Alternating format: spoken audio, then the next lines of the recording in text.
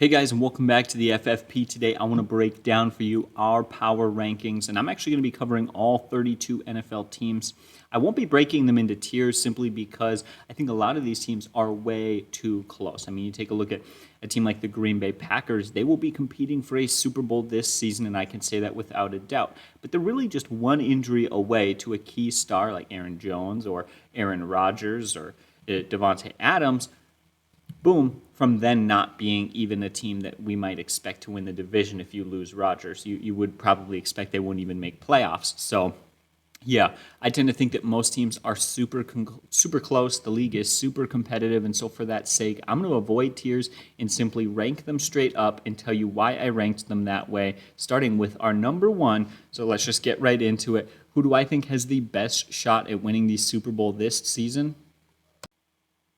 So at number one, I think we got to go with the Kansas City Chiefs. I mean, we know how fantastic that offense is. Pat Mahomes is electric. I mean, honestly, with the weapons they've got, Tyreke Hill and Travis Kelce and even Clyde Helaire-Edwards out of the backfield, it's really hard not to see, even against a great defense, even against teams like the Rams or even the Bears defense, or like it just doesn't matter what it is. They could be down by 21 points at halftime, and that offense will always keep them in it. You know how I know that? Because they've done it before. Heck, they've done it before in the playoffs. So, yeah, again, we know that. We know their defense is actually a little bit underrated as well. Certainly not an elite defense, but I'm going to go ahead and call the Chiefs' defense probably above average, might be the phrase to use there. So, for me, the question is addressing the offensive line, right?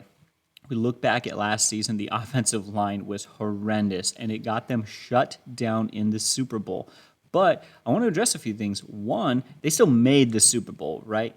Two, they made the Super Bowl and they had a very clear and obvious need to fill, so it was pretty simple to go ahead and fill it for them. Sure, it still cost draft capital and salary and they needed to make moves, but they were still able to do that because it was an obvious adjustment to make, and they did. They threw big money out there to get Joe Thuney. They also made an awesome trade.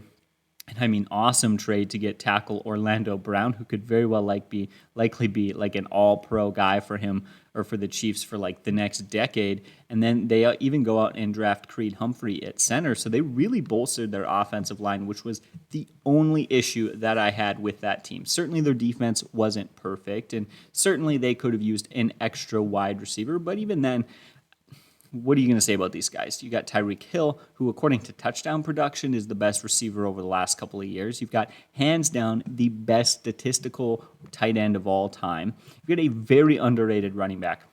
I know that he came out, Clyde Helaire-Edwards, and disappointed people last season.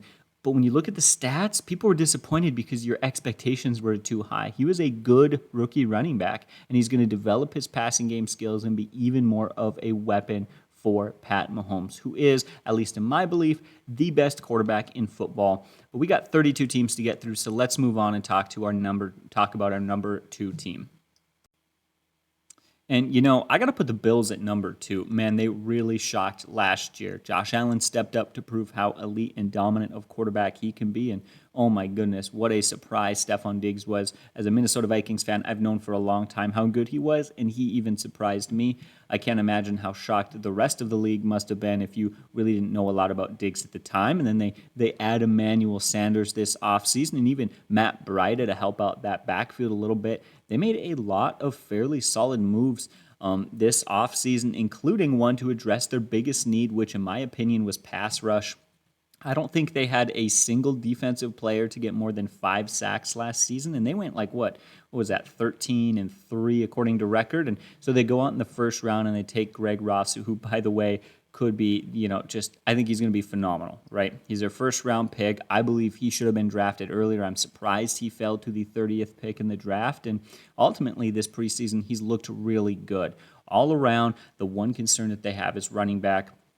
And it's not a massive concern. I would call it a moderate concern, right? It's not something to ignore, but they've got a few running backs there in Singletary and Moss and now Breida. They've got some pieces. You've got the mobility and even some rushing numbers from your quarterback if needed. So really, that's it. Their defense is great. They've got awesome defensive backs. They're bolstering their defensive line. In fact, I think the first 2 picks, they went back-to-back defensive ends, and that was probably the right move for them. So my question for you guys is, what do you think the Bills need to work on now? I like their offensive line. I like their receiving group.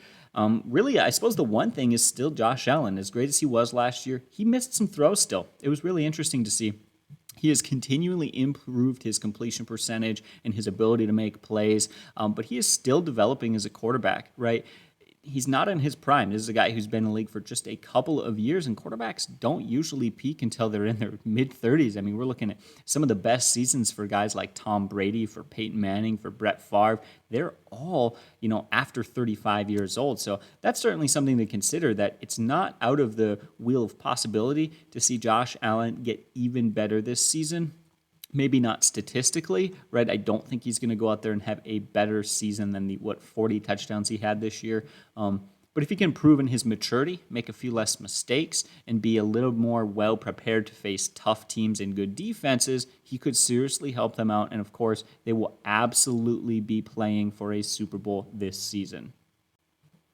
At number 3, we got to go with the Tampa Bay Buccaneers. They're the defending Super Bowl champs, and there's certainly challenges that come with that, but they managed to return all 22 starters. They seem to be healthy, and, they're not a team that's super old. Yes, their quarterback is old, but Brady has showed no signs of slowing down. It's really funny when your Hall of Fame, greatest of all time quarterback is your only concern, and that's really the case. His age is their only concern. The only thing that stops them from winning a Super Bowl is, one, another team just kicking it into high gear and absolutely kicking butt throughout the playoffs and squeaking out a win against the Bucs, or something happening to Brady, like an injury or age getting to him and him slowing down and not playing like he's played, but there's no reason to expect that. Heck, look at it. The one thing that this team needed, because they had the wide receivers, they had the tight ends and the offensive line, their defense was super good at getting after the quarterback, way better than a lot of people give them credit for. The one thing was their running game, and they still made their running game work. They added Giovanni Bernard this offseason. Leonard Fournette down the stretch was good. And so, yeah, it was interesting to see that that's their one weak spot, but they got their pass catching back now. And look down the stretch of the playoffs, when they were winning, when they were doing well, their running game was a lot better, and they were making it work. So that's seriously something to note there, that running game is not good for fantasy, and it's not great, but it's not bad either. I would call it a pretty average backfield, but if that's your one big weakness, then you are sitting pretty. So we got to put the Bucs right there. Again, how can you hate on a team who just won the Super Bowl and managed to return every single starter? That is nothing but good news. Here at number 4, I'm going to go with the Rams. They are electric, and they have got a great coach in Sean McVay. I'm going to be honest. I'm probably calling Sean McVay my favorite coach in the NFL right now. Go back to last year, they were the number 1 defense. A couple years ago, they were the number 1 offense, and they were the number 1 offense with Jared Goff under center, so that tells you a lot about how productive they are. They've got great weapons, solid at tight end, 2 good wideouts, and they just traded. By the way, I think they gave up like a 4th and a 5th or a 5th and a 6th. It was nothing to bolster their backfield and get Sony Michel. That was a solid addition, definitely going to help their backfield there, as they've got injury concerns. Not only Akers out for the year, but also I believe it was a fractured thumb or something for Darrell Henderson, who's been hurt. But you add Matthew Stafford. I've said it this offseason, I'm going to say it again. That's an upgrade at quarterback. You get a much better QB there. You've got a running game and an offensive line that is, not amazing, but I would call it a pretty good situation there. And you have the best defense in football, and that's not arguable whatsoever. Look at the stats, guys. Last year, they allowed the fewest amount of yards, the fewest yards per play, the fewest first downs, the lowest scoring drive percentage, the fewest points allowed. They give up just 5.1 yards per pass and 3.8 yards per rush. They're the best defense in football, and they will continue to be. Plus, with their quarterback change, they might bounce back to being one of the best offenses in football, and that is a combination that you cannot argue with. So I'm going to put them here at number 4. At number 5, I've got the Baltimore Ravens. That is just a fascinating team. Always been a huge fan of what John Harbaugh has done there. They got a great defense bolstered by the best number 1 and number 2 cornerback situation that I have seen. I think they've got just phenomenal pass coverage ability. I don't even want to break it down because I could talk forever and ever. But if I had to go up against a team that had a couple of stud wideouts, like, say, the Buccaneers, who we just talked about, right? Like, those are the 2 cornerbacks I'm going to pick. That's the kind of the defensive backs that I would lean on. It's a solid situation there. going over to the offense, because that's what really needs to be talked about. You look back to last year, they were number 1 in rushing and dead last in passing, and I think that tells you everything you need to know. While they've got some weapons like Marquez Brown and Mark Andrews, they don't have enough pieces, and they lack the little things. Like, for example, maybe just a running back who could catch out of the backfield, right? J.K. Dobbins is a great runner, but he does not add a lot of versatility and dual-threadedness to your backfield. That's going to hurt you a little bit. And hey, you go out there and you add some more wideouts like Sammy Watkins, you draft a wide receiver, and you've still got Marquez Brown. But ultimately, there's still concerns to your best pass catcher, who is Mark Andrews. And we've seen teams who can run and produce with just a tight end as their number 1 guy. For a long time, Travis Kelce was the number 1, though now Tyreke Hill there, that makes a moot point. But Darren Waller, there for the Raiders, has proven that offense can produce that way, but you'll never be elite. And that's the thing that's holding them back. The Ravens are very good. They have a good offense, and they have a great defense, and they've got good coaching, and they've got what I would call the best kicker of all time in Justin Tucker. The only reason they don't crawl up a little bit higher in these spots is the lack of star power in the passing game. Lamar Jackson is not the best passer in the league. He's not necessarily a liability, but he is not going to make those guys great. He is not the Aaron Rodgers or the Tom Brady or the Peyton Mannings who can turn an Austin Collie into a 1,000-yard wide receiver. That's just not his role. So he needs some star power there. Look at what the Cardinals did. They saw what they had with Kyler Murray, and they knew he needed some help, so they gave him DeAndre Hopkins. Didn't work out, wasn't able to happen for the Ravens to give him that star power. So hopefully one of those guys will step up. But until then, I'm going to keep him here at number 5, which is still pretty darn high, so I'm certainly not hating on the Ravens.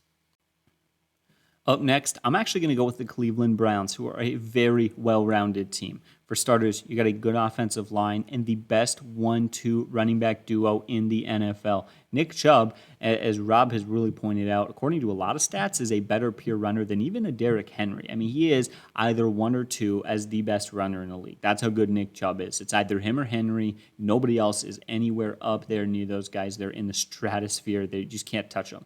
And then when your backup is Kareem Hunt, who could very well be, if he were the sole back in that offense, he'd be an RB1. He'd be a top 12 fantasy back. You have got just the ability to wear and tear and beat down defenses consistently in the ground, and to use, again, Hunt out of the passing game a little bit is great. They've got 2 fair wide receivers there, right? You got Jarvis Landry, who's been consistent and certainly is underrated. You've got Odell Beckham, who is not the Odell that he once was, but he's not, not like he's a bench wideout. He's still got talent. He's still got the ability to help that offense. But what I want to talk about is Baker Mayfield, because Odell Beckham goes down last season and really felt like the second half of the year they were able to lean not on Odell Beckham, but figure out that offense, get some things fixed. Kevin Stefanski really figured out the formula, so to speak, not necessarily that NFL offenses are formulaic, but that he was able to figure out what was going to work for them, and that's going to bode really well for them moving into this season. But ultimately, Baker Mayfield is my big concern. Their defense is not perfect, but it is very much above average, and they've got the ability in the right games to shut down some good offenses. So again, for me, it's Baker Mayfield just wondering, can he produce, right? So you go into a playoff game, and you have to imagine that anything can happen in a playoff game. So we start running scenarios, all right? You want to win the Super Bowl, and you want to be consistent, win your division, and be just truly a championship team. You're going to face a team that is going to put up a lot of points on you. I don't care how good your defense is. At some point, a team is going to score on you. And so imagine that you go against the Baltimore Ravens and Lamar Jackson puts up a ton of points on you, which is pretty reasonable. You play him twice in the regular season and may have to play him a third time in the playoffs. Do I trust Baker Mayfield to match a 35 or 45 point outing by the opposing offense? Do I trust him to go against a good defense in a tough matchup and put up big points? I don't. He's not a bad quarterback. He is a quarterback that can win a Super Bowl, but he is not a quarterback that will carry you to a Super Bowl. So I hope everyone understands kind of what I mean by that. Baker Mayfield for me is why they aren't lower, but also why they're not higher, because he's a good quarterback, but he's not great. And I tend to feel like we have seen the ceiling for Baker Mayfield's career, and I know that maybe sounds a bit extreme. And I don't even mean his statistical ceiling. I just mean that at this point, what you see is what you get with Baker. I could be wrong about that. What I said earlier about quarterbacks peaking at 35 is certainly true. So at some point, we will probably see a much better Baker than we have right now. But I also don't feel like he's at this point where he's continually improving, and for the next 4 or 5 years, he's just going to get better and better and better. I don't know if that's true, but that's just my prediction. So that's where I'm putting him here. So up next at number 7, I've got the Green Bay Packers. And the Packers are a team I want to move up higher. I really do. With Aaron Rodgers under center, Devontae Adams catching passes, and even the emergence of Robert Tonyan, I definitely want to move them up higher. But I just can't do it. With the concerns of all the offseason drama, my first thing is, hey, there are some really good, really talented players who have been working their butts off this offseason, and it's really hard for me to see a team like Green Bay competing with those teams who have been dead serious, shooting, every day, trying to do their best, working out, training, practicing, getting better, not causing drama. So yeah, I bumped them down a few spots for that. Maybe I'm wrong, maybe I'm not. There are a few other things, to address there. Like they desperately need a wide receiver too. You go into a matchup against a key playoff team, and we did this with the Browns, so I want to do this again with the Packers. Because the Packers defense is not bad, but they are not elite, they are not great, and they're not locked down. When the Packers go up against a team like the Chiefs or the Packers go up against the Buccaneers, those teams will score points on them. It's going to happen. Okay, great. So then you take a guy like Aaron Rodgers. He's going to go out there and, can you compete in that situation if Devontae Adams gets shut down, right? If a cornerback manages to kind of hold Devontae Adams to a more quiet day and you make some of the right moves, they are not an invulnerable offense. So again, I know it's weird for me to just kind of pick and choose some teams and put them in scenarios, but I hope you understand that some games, they're going to look unstoppable. Aaron Rodgers is going to be elite and phenomenal and dominant, but other games, it's not always the case. We have seen them struggle in some games. If you're able to figure out your front seven against the Packers and you're able to push the quarterback and stop the run, you put them in a tough situation. He doesn't have the depth, right? Even though the emergence of Robert Tonyan was exciting, it's hard for me to trust a quarterback who had the highest touchdown percentage of his career and threw 60% of those TDs to two guys. He needed to spread the ball out more. I wonder if there'll be a bit of statistical regression this season. So I'm going to put him here at number 7 because the drama and everything going on. They lack a little star power on defense. I'd like to see him get one more big key weapon there if I was going to, bump them up into that top 3 or top 4. But either way, 7 is still very high. The Packers will likely win the division and will very likely be in the playoffs competing for a Super Bowl. Here at number 8, I've got the Seattle Seahawks. And the reason they're at number 8 has nothing to do with what you think. I don't even want to talk about last season's ups and the downs and kind of all over the place that they had. I get it. You know what's going to happen? Every once in a while, teams get streaky. We think of baseball as a streaky sport, football and basketball, and any sport can be a streaky sport. You get into a rhythm or you get out of a rhythm. You know what? It's going to hurt you. I think they made some right moves to figure out this offseason what the issue was. They're going to, kind of switch to that running game a bit more. But ultimately, it's not the offense for me. You've got Russell Wilson, who is, in my mind, the number 2 quarterback in the league right now. Look at it statistically since he's entered the NFL, Russell Wilson has been insane, and he's been producing even when he didn't have weapons to throw to. For me, it comes down to the defense. They are a liability. You are not going to stop Pat Mahomes and the Chiefs. You're not going to stop the Packers. I struggled to see the Seattle Seahawks being able to stop the Browns. Honestly, I do. Their defense is not what it needs to be. If you're going to be playing for a Super Bowl, it needs to be better. But again, that being said, I got huge faith in that offense. Those wide receivers are phenomenal. Your quarterback is elite. You've got a good backfield and a sturdy and solid offensive line. Just need better from that defense, right? It's pretty straightforward. It's pretty simple. I don't have a lot else to say on that because it's pretty obvious. Hopefully in this next offseason, they'll grab some more defensive talent, make some free agent moves, and they will bolster that. Or maybe they'll just surprise us this season. Who knows? But for right now, they're hindered by that defense, period. All right, next up, I'm going to put the Saints, and I love a lot about the Saints, but I'm concerned about a lot of other things. So for one, their defense is massively underrated. They are one of those teams that is a top defense in the NFL. I know you don't see them that way, but it is the truth. They have a very solid defense. It's great. And we've got Alvin Kamara. Other than that, there's concerns. we might not see Michael Thomas play at all this season, right? And if he does, it's going to be 10 or 12 weeks or 14 weeks or whatever it may be. And you don't have a number 2 wide receiver. You lost your tight end in Cook. I mean, really, we're talking about like passing game weapons. You put Jameis or Taysom Hill out there, and you know what's going to happen. Their best weapon right now is Callaway, which I like Marquez Callaway, but last year he was really a bit of a rookie disappointment. Now we've seen guys who have taken the leap from year 1 to year 2. It happens a lot, and I think he will be, but I don't know if he's ready to be such a good wide receiver 1 that I can blow off all the concerns I have about their lacking of weapons in the passing game. Alvin Kumar is great. He's going to get a lot of volume. He's going to be a fantasy stud, but he cannot carry that offense alone.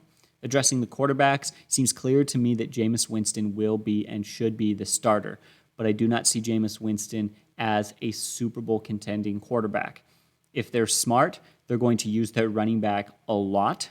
They're going to play defense really well. They're going to play things close to the vest, kick lots of field goals, try to avoid the turnover game, and hope to develop their wide receivers and get some of their guys healthy. But as of right now, major concerns for that offense, major concerns for that offense, to the point where I'm keeping them here at this spot, but maybe I should drop them down lower. That could certainly be the case.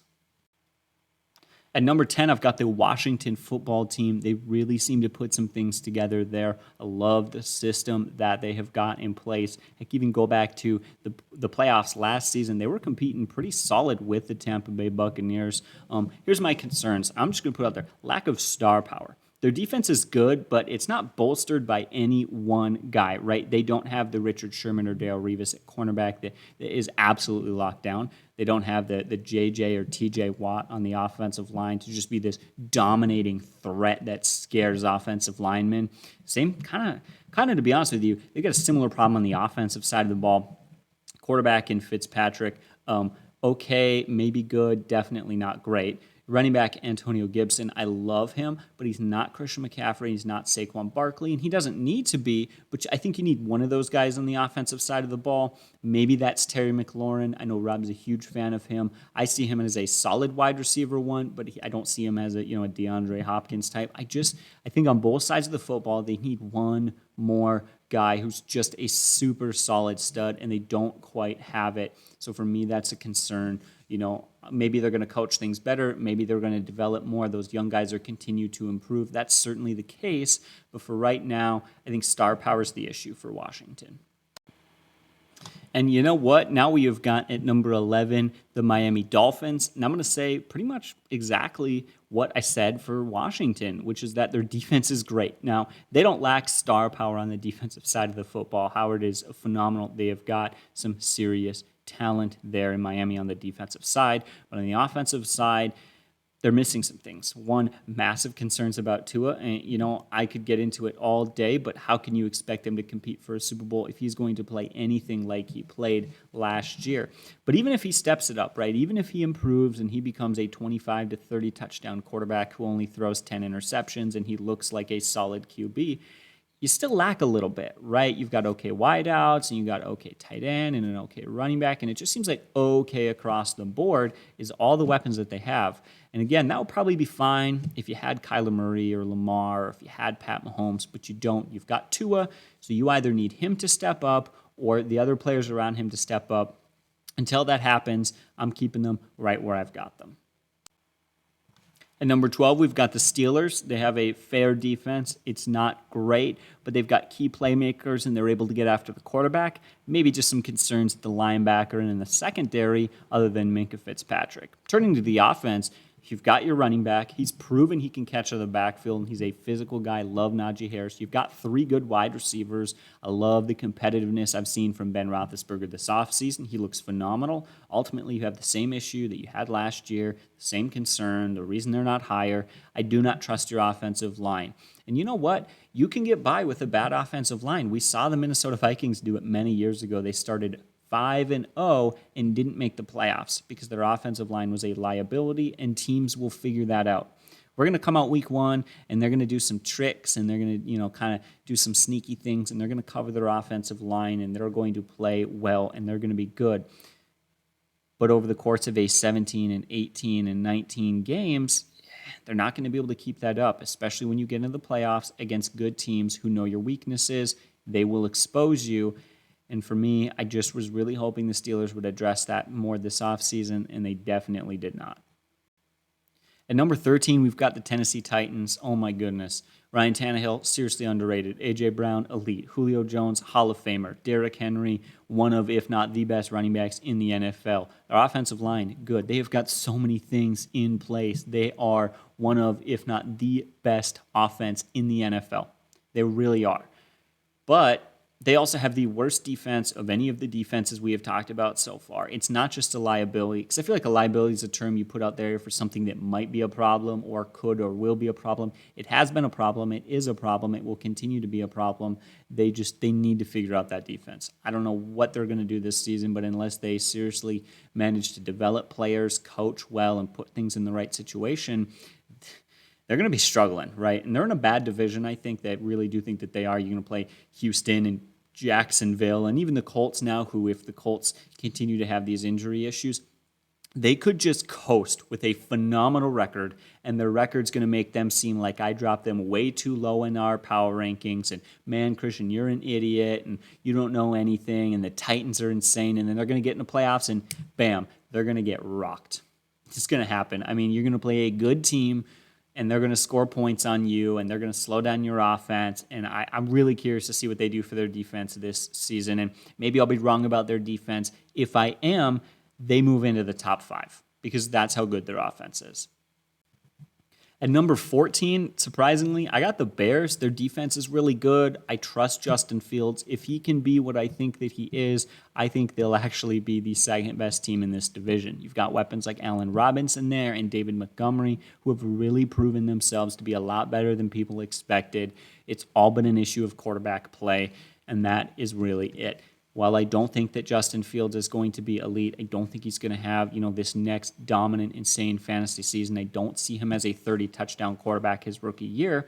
He needs to use his legs. He needs to play the game script and make plays at certain times. But if he is able to do that, they are going to be fairly good this year. I don't think they're going to be Super Bowl contenders. I don't think they'll win the division. But, maybe finish around 500, show some promise, and prove you've got the future of your franchise. That could very well be what this season is for the Bears. All right, here at number 15, we've got the Colts. I want to put them higher. I do. Their defense is great. You got a good kicker. You've got a good running back duo, and actually probably the second best running back duo in the league. You've got a good offensive line, but you do not have your quarterback situation figured out. I love Carson Wentz, but clearly he is not healthy. That's a big problem. Even if he is healthy, some of you were concerned that he just wasn't a good quarterback, and I would probably disagree with that, but that's a fair opinion to have, and you do not have the weapons in the passing game. Your best passing game weapon is, sadly, probably a washed-up T.Y. Hilton. How do you expect to compete against teams when you either are starting a bench quarterback or an injured starter who doesn't have weapons to throw to? I mean, it's just, we live in the NFL where you need to score points, and I don't trust the Colts to score points. So, boom, down the list, way down the list. They would be much higher if I trusted that offense and that passing game, but I don't trust that passing game. On a side note, love those running backs. Oh, my goodness. Nyheim Hines has got to be the second, other than Kareem Hunt, in my mind, he's the second best backup runner. I mean, he could be a starter. He could be, an Austin Eckler in another offense. But hey, they've got Jonathan Taylor, who is phenomenal. Look at our running back rankings video to hear what I had to say on him. Love that guy. All right, so here we've got the Cardinals. I believe they're at number 16, and this is a tough one. Maybe I'm wrong about this, right? But for me, it comes down to, can they even compete to win their division?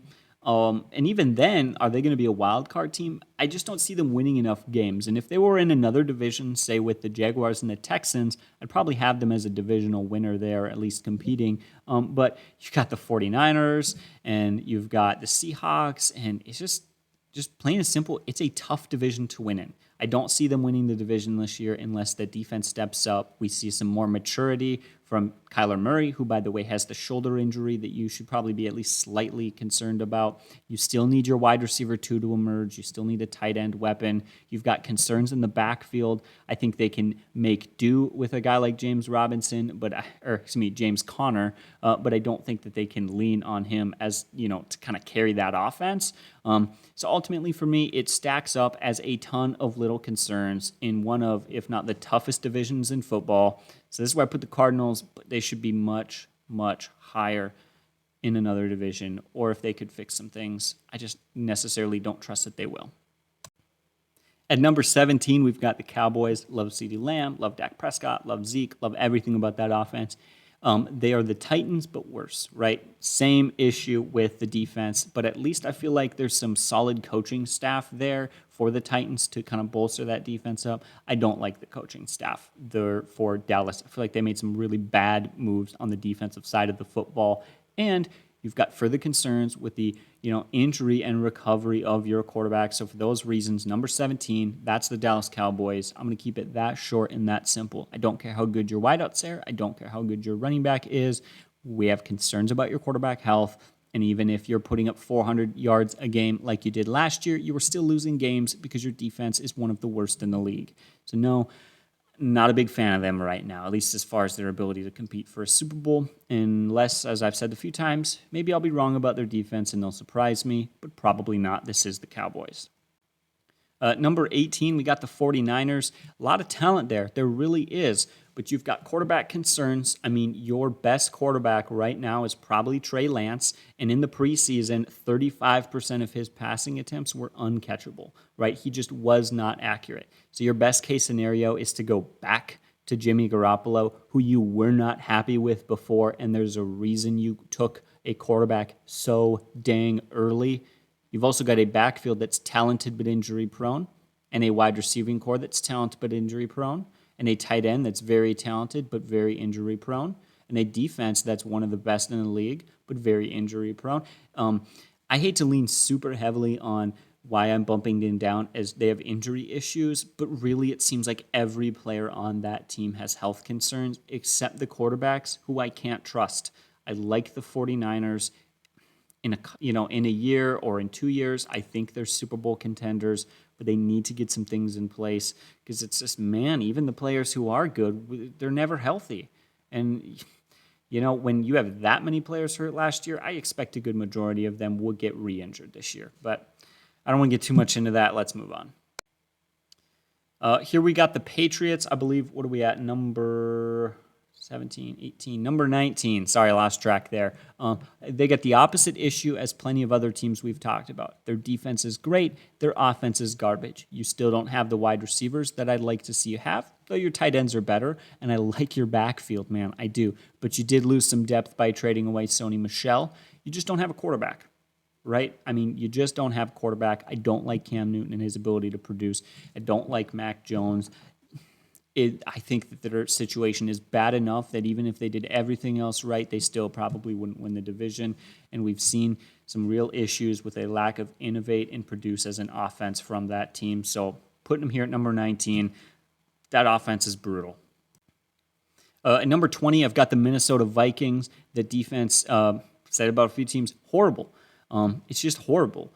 But let's be honest, and we've seen this as the Minnesota Vikings, even if that defense was good, I don't trust Kirk Cousins to win in big games. You've got massive concerns with your best offensive player, who's Dalvin Cook. And I know there's some great, I know Justin Jefferson and Thielen are great, but I think their most valuable player is Dalvin Cook, who does it both on the ground and in the air.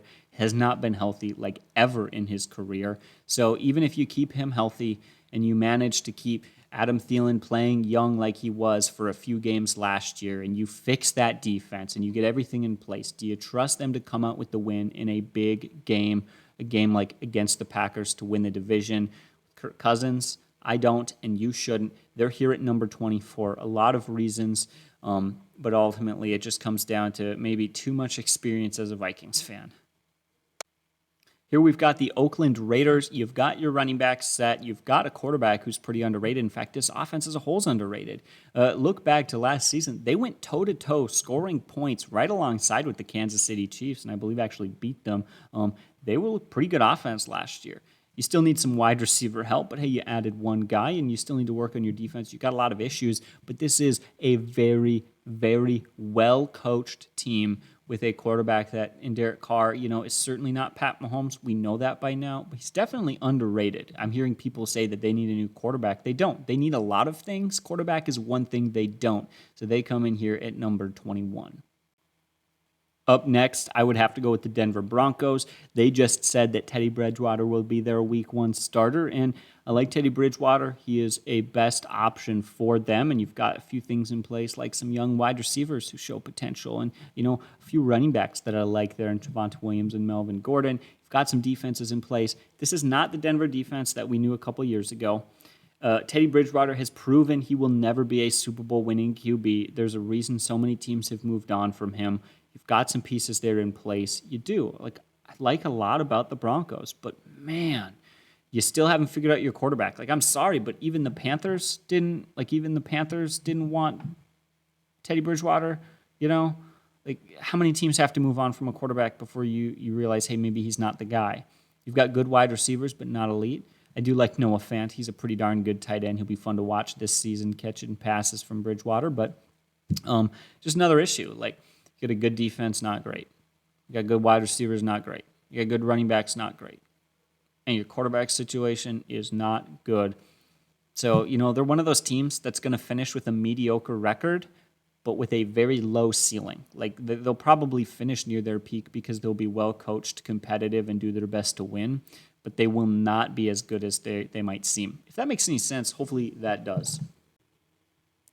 All right, guys. And, at this point, I think I'm just going to speed this up. We got 10 teams left. I'm going to list them off. We're going to go through them really quick because there's not a whole lot to talk about here. They're not competing for a Super Bowl. They've got too big of issues. They won't even be middle of the road, in my opinion. So let's look at it. Let's go over it. We get the Falcons. Defense, horrible. Running game is going to be interesting. You got some ability there, but even your talented players aren't young. You don't have depth at wide receiver. You just lost your Hall of Fame guy, and I don't trust your coaching staff, and I don't trust your offensive line. And your best talent is a rookie who at tight end that we just haven't seen. So even him, as excited as I am, do you trust that? I don't know what to say there. I just don't. I see a lot of upside in their ability to play, but even if they win some games by surprise, there's just nothing there. We continue on with another list like that in, the Panthers. Love the Panthers, giving another chance to Sam Darnold, and you've got Christian McCaffrey, but you lost one of your wide receivers. You've got a quarterback that even the Jets didn't want, and you've got a good running back, but who's coming back from injury. I don't care how elite Christian McCaffrey is. That's a concern. I think he's the number 1 running back in football, but he makes me nervous. How much of a drop-off will he have this year? Go back to last season, he was healthy. He was the best running back in football, and they still couldn't get it done. Now, if he's not the best running back in football because for some reason he's not at 100%, then you're going to be even worse than that. And again, you lost another wideout since then. The list goes on. The Giants, you could get everything in place there, but it's the same situation where your running back is your best player, and he's not healthy. And I don't trust your quarterback. In fact, Barkley may not even be playing for the first couple of weeks. The Bengals are a mess. Your offensive line is garbage. You just added a good wide receiver, but not enough to fix the fact that your quarterback had to deal with the most drops out of any quarterback. The Jaguars, offensive line issues still. You just lost one of your players at running back. They're one of your weapons, and your defense is bad. And you've definitely got some hiccups to go through with the coaching staff being kind of, first-time head coach in the NFL, first time dealing with this. The Eagles, you don't have wide receivers. Your tight ends at this point are actually a bit of a mess. Your quarterback, Jalen Hurts, I think he's going to be the next Drew Lock disappointment. Your defense definitely stinks, and your offensive line is old and banged up and hurt. And you got the Texans. Don't even get me started on the Texans. Your best player probably won't even play this season, and if he does, you still don't have a defense or an offensive line. You get the Lions.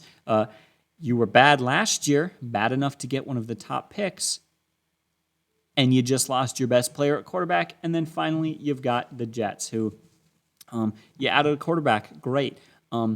You're lacking everything else if he manages to be the quarterback you think he can be. And it's been a long time since we've seen them compete. But again, we're really sitting there talking about the bottom of the NFL. There's not a whole lot of interesting stuff to say about those sort of teams like the Lions, who will, again, be competing for a first overall pick. But hey, we'll see what's in the draft next year, what's available for those teams to pick up and try to turn their teams around. Here's my question for you. What is the one team that looks great but will stink? And what is the one team who looks horrible, that will be good? Because every year it happens. A couple of teams surprise us, and I want to know what your guys' predictions are.